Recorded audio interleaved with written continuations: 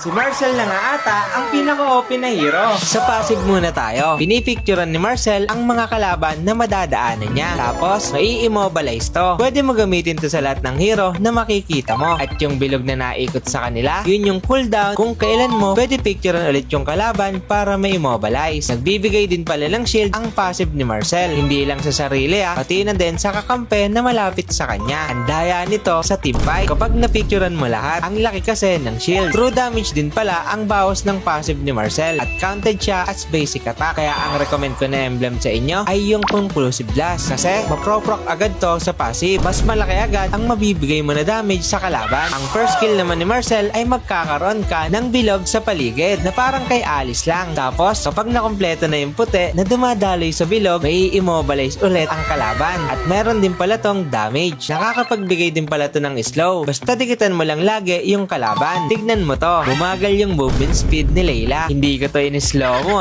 Nya!